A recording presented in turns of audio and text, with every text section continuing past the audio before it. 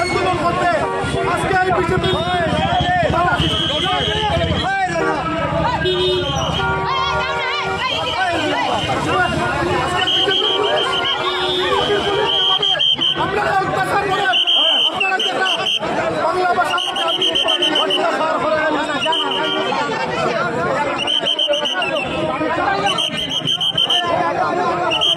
আমাদের দাবি হচ্ছে যে সর্বভারতীয় যে নেতা অমিত মালব্য যে ভাষায় বাঙালিদেরকে গালিগালাজ করেছেন, বাংলাদেশি সিলেটি ভাইরা বাংলাদেশি, সেইটার প্রতিবাদে আজকে আমরা রাস্তায় নেমেছি এবং আমরা প্রত্যেক বাঙালি ভাইদেরকে আমরা সুরক্ষা দিতে প্রস্তুত কংগ্রেস দল। বিজেপির যারা সাংসদ বিধায়করা আছেন তারা কথা বলতে পারবেন না, কারণ তারা যদি কথা বলেন তাহলে কালকে তাদের চাকরি চলে যাবে।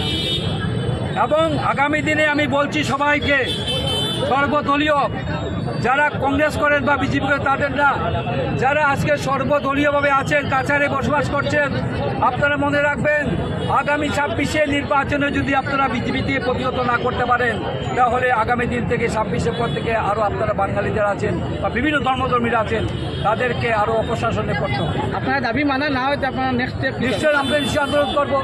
আমরা রাষ্ট্রপতির কাছে আজকে মেমোরান্ডাম দিয়ে দিচ্ছি, রাষ্ট্রপতিকে বলবো, আমরা মুখ্যমন্ত্রীর কাছে কপি দিচ্ছি।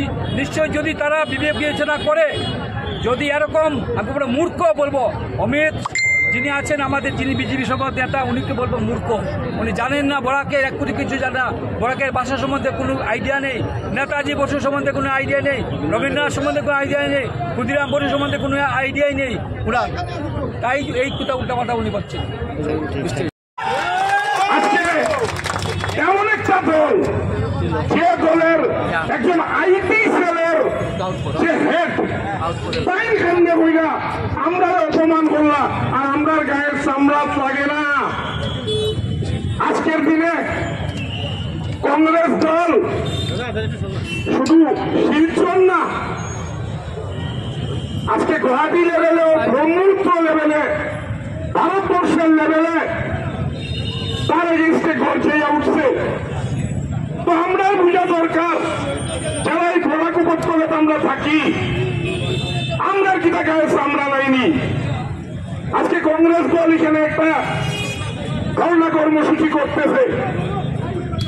আমি এখানে অনুরোধ জানাই, এই আশেপাশের যারা মানুষ আছেন, শিলচর শহরের যারা মানুষ আছেন, প্রত্যেক মানুষ তো কম বেশ সিলেটের ভাষায় কথা কয়, তো আমরা কি তা গায়ে লাগে নানি।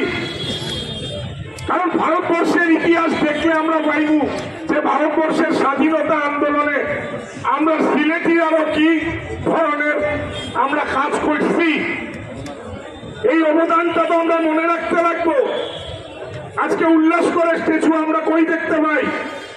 আমরা পাই ওমেন্স কলেজের পুনাত উল্লাস করতো মহাশয় খেয়ে আসলা। আজকে বরাক ভ্যালির এই বরাক উপত্যকার নির্মাতা খেয়ে আসলা অরুণ চন্দ্র মতো